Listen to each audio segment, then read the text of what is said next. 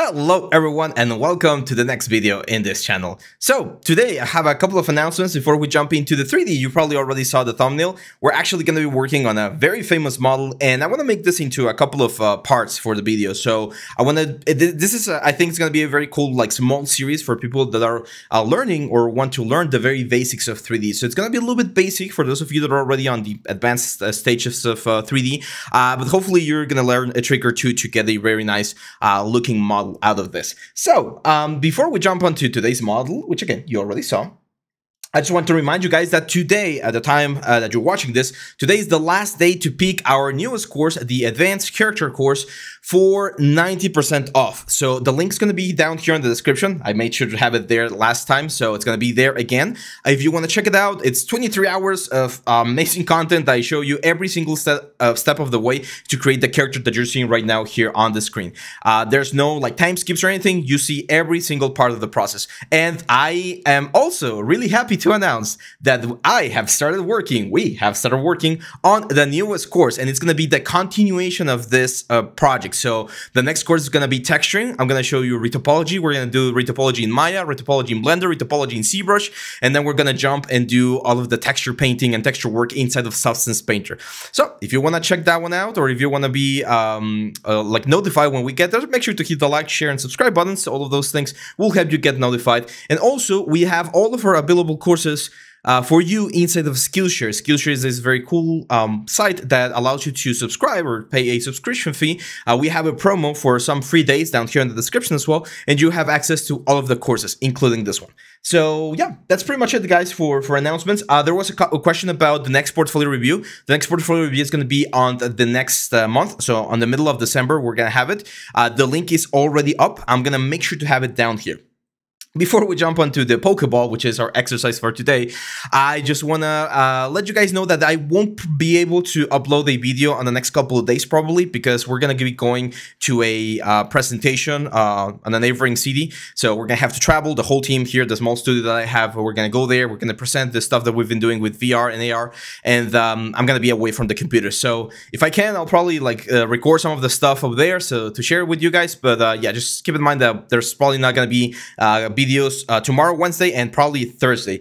We might share other stuff, but just stay tuned. So yeah, this exercise right here is one of my favorite exercises, and Pokemon Scarlet and Pokemon Violet just released.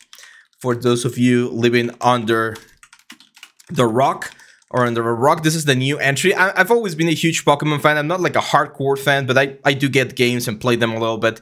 My wife got me Pokemon Violet for Christmas, advanced Christmas, and I haven't started it yet, but it's interesting. Now, I do know that there's a lot of like technical things about the 3D of the world that are like, they could have made a better like job, right? And I do agree. 3D wise, Pokemon has been a little bit of a disappointing. Mechanics and designs and all that stuff, it's pretty cool still, and I mean, it's Pokemon at the end of the day, but I do think that they could do a little bit better. So why not show what we can do with 3D? And that's why the Pokeball is such a good thing, or such an easy way to showcase the 3D process and to give you guys a little bit of an like a general overview of the whole process. So today we're going to be focusing on the modeling and a little bit of the rendering, okay?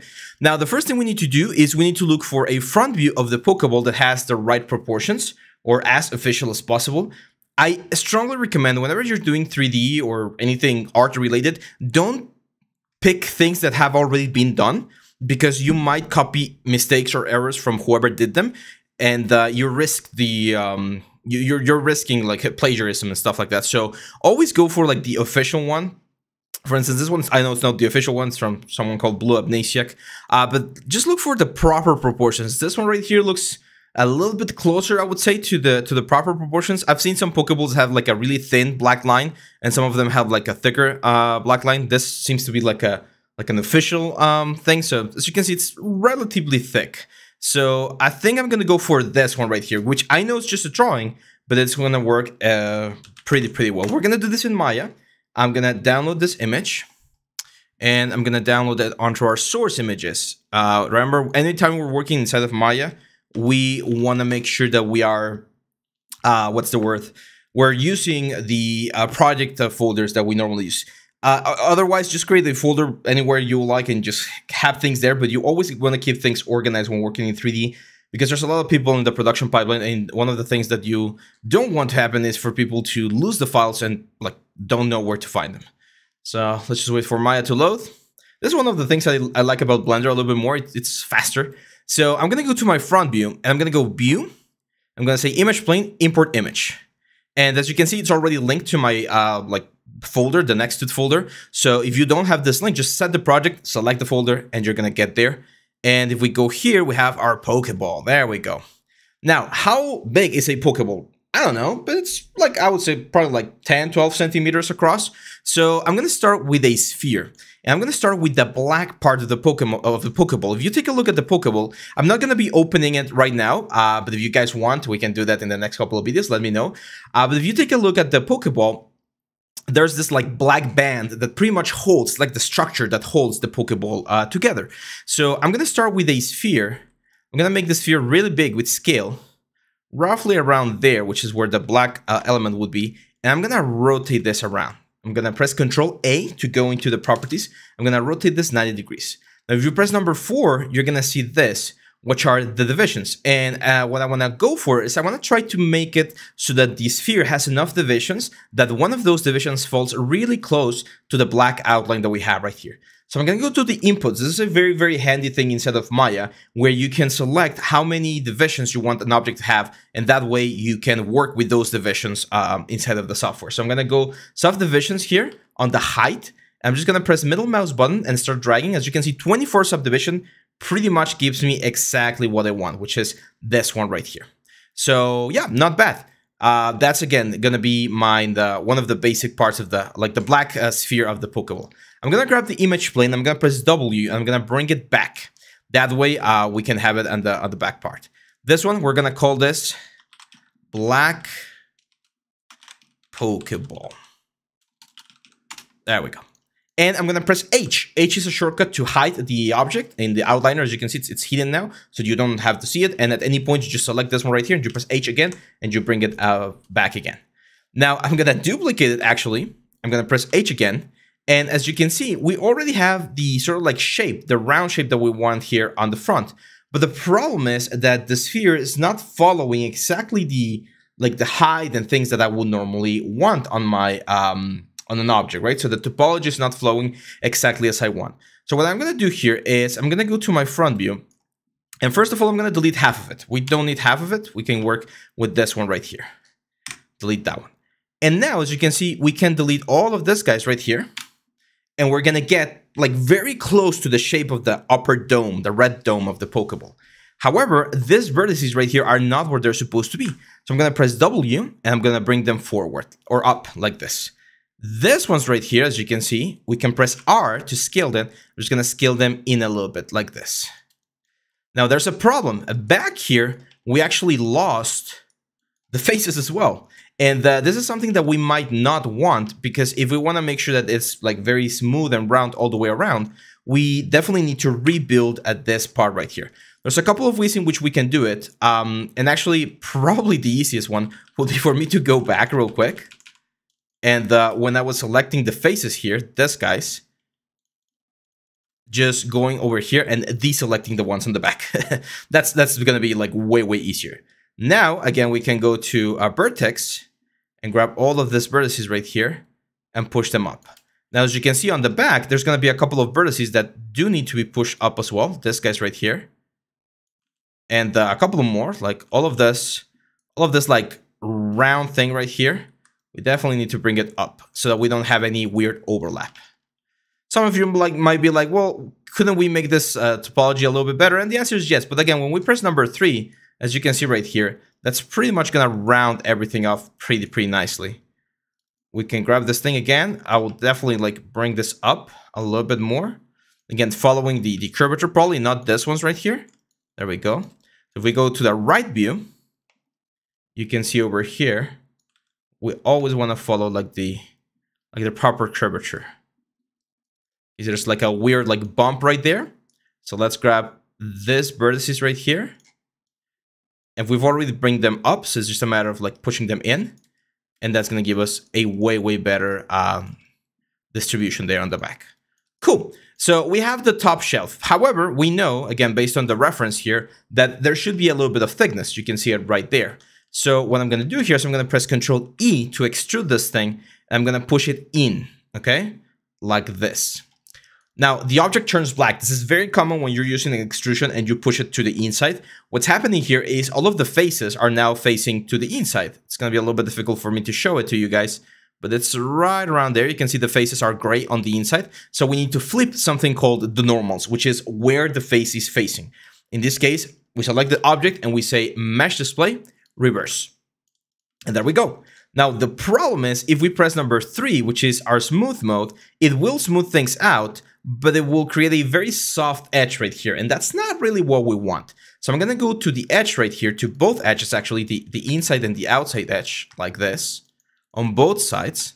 As you can see, it goes like very nicely around the whole thing.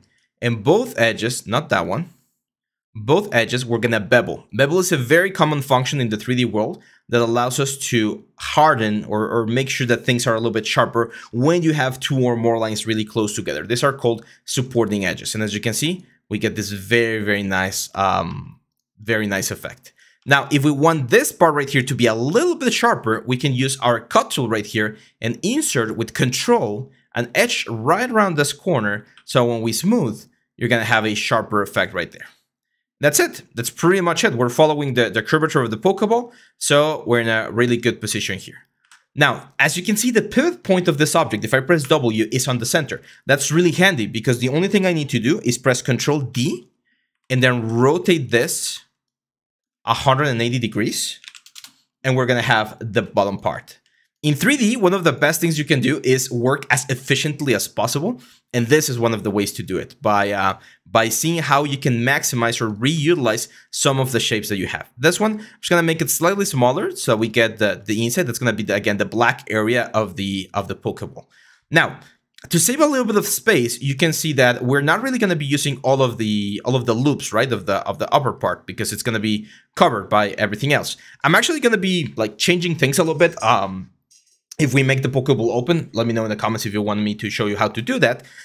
But in this case, we can leave it like this for now. There's a couple of like topology things that we would need to fix on the inner section to get this to work. Now, for the button itself, as you can see, it's very simple. It's literally just a cylinder that has a button on top and it just clicks, right? So I'm going to go to the front view. I'm going to create a cylinder, rotate this around 90 degrees. Grab this one, press R. There we go. Make it so that it's the same size as the real button, and then just make it smaller. So we fit it right around here. I would say around there is fine. Now, again, if we press number 3, it looks really bad. So we need to add some bevels to make sure that it holds very nicely. I'm going to press this button up here, which is called the Isolate Select. And with this Isolate Select, I can select this and this with Shift, select both edges. And if we bevel, and we do one segment and a small fraction, I'm going to be able to make sure that when I press number 3, which is a smooth mode, we don't lose that like very nice like shape that we have. That's it. Now, we want to make this thing really realistic. One of the things that I want to do is I want to grab all of these faces right here, not the ones on the back, just the ones on the front. I'm going to press Control E. I'm going to do an offset. If you're a Blender user, this is pretty much the inset. Which is going to create an extrusion on the surface of the face. And then from here, I'm going to press extrude again, push this back, and this is going to be where the button would be. Don't worry about us seeing this like black part right here, because again, it's going to be covered by the main button. What I do want to do is I want to make sure I grab these 2 guys and bevel them. Small fraction in 2 segments. So again, when we smooth, we get this right here. And finally, we just need the main button. So I'm going to create another cylinder. Rotate it 90 degrees again to the front. Oh. So 90 degrees to the front. Push it to the front. Create the proper thickness that we want for the button, which is not that thick. I would say probably like about there. Here's a nice trick. Control, and if you click the little cube right here, it will only scale on X and C. It will block whatever button you're selecting. So as you can see, we're not getting any thickness on the back. And then same trick. We're just going to grab these 2 guys right here. We're going to bevel. I actually gonna keep this one a little bit like looser so that the button is a little bit softer, and that way we can see the little like indentation from the other one. And that's it. That's pretty much it. Now I'm just gonna compare it to the Pokeballs to make sure that we do have the proper size, because this one seems a little bit big, to be honest. So I'm just gonna make it a little bit smaller. I think that's a little bit better. I'm again trying to compare the official ones and see if we're there or not. I've seen some Pokeballs like this one, which looks very cool because it has like a ring around it, which is the ring that kind of like glows, like this one right here. I think it might not be a bad idea to let's say deviate a little bit from the official product and create a little bit of our own. So I'm gonna create a torus right here, and then this torus, what I'm gonna do is I'm gonna play around with the radius and with the section radius to get like a nice ring. We're also gonna rotate this 90 degrees. W to push it back. There we go. Right around there. Probably maybe a little bit more section radius. So when we smooth this out, we get this very nice like a ring of light. That's gonna be a ring of light. And that's it. If you've managed to follow along, or if you're following along, I know I do things a little bit faster. I try to do that for entertainment purposes to make sure that we move at a good speed. But if you've managed to get all the way to this point, then you should have a very nice looking Pokeball. Now, what everyone should be worrying about is how can we make this thing look even better, right? Well, first things first, let's clean up a little bit over here. I'm gonna grab everything. I'm gonna press Ctrl G to group them. And I'm gonna call this group Pokeball. Order and organizations are really important in the 3D world. So we already have the black Pokeball. This is going to be the red. Let's call this red Pokeball. This is white. The torus is, let's call this light ring. This one's going to be button base. And this one's going to be button. There we go. Now, we're going to do a super simple light setup for this Pokeball so that we can get a nice render. I'm going to go rendering. We're going to go create a camera, and I'm going to say panels, look through selected. So now this is the camera that we're going to be rendering from. And let's go for like a nice, you know, I tend to like push things to the side. So let's do a nice like shading right there. So that's going to be our shot. The camera is right there. That's going to be the camera that's going to be doing the render. Inside of Maya, we use something called the Arnold renderer. So we're going to go Arnold and we're going to hit render. And by doing that, we're not going to get absolutely anything. Even though if I click this button, you can see that there is something. And the reason we're not getting anything is because we don't have any lights. We might go over lights in another video or later on, because I actually want to do like small composition with this one with plants and stuff. But for this very simple render, I'm going to go Arnold, lights, and we're going to create a sky dome light, which is like an environment, like a 360 environment. You can download any 360 environment from Polyhaven. Polyhaven is a really awesome tool. Most of you guys are already aware of this, but in Polyhaven, we can download any of this like skies or places or whatever, and we can use them. I actually already have one, so I'm just gonna press Ctrl A to go into the attributes, or you can hit right here on the attribute editor. And on the attribute editor, on the color, I'm gonna click the little color, I'm gonna say File, and on the file, I'm gonna load this one is called Studio Small. Actually, no, let's go for something a little bit softer. I think I had the this one, the Brown Photo Studio. There we go, like a house.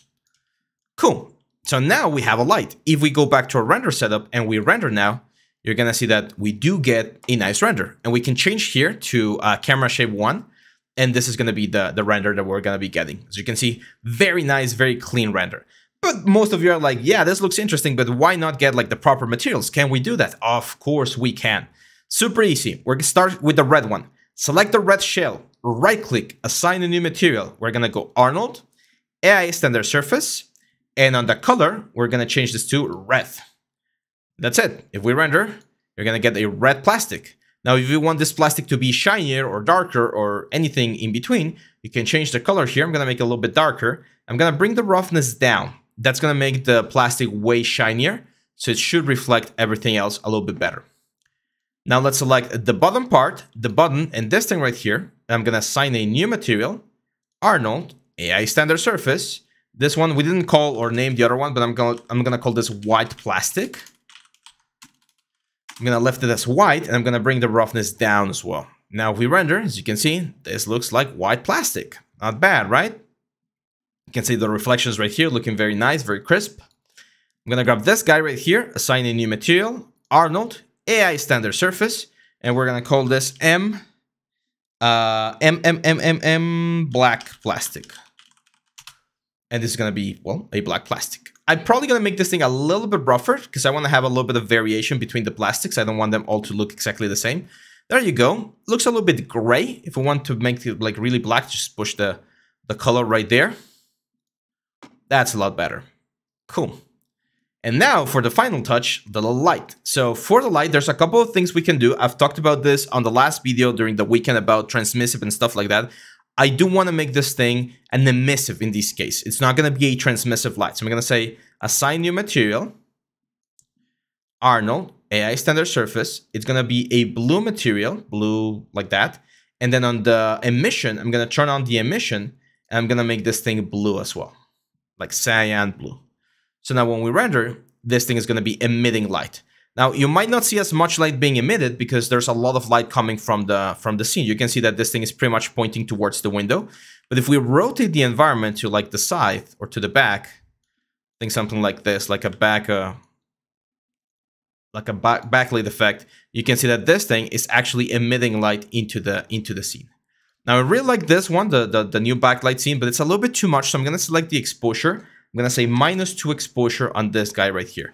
What that will do is it will like make sure that the scene is a little bit lighter on the intensity of the light that we're getting, and you can see that this glows in a very, very nice way. Finally, I am gonna go here to the visibility, and I'm gonna bring the visibility down. And if we render, we get this very cool looking effect.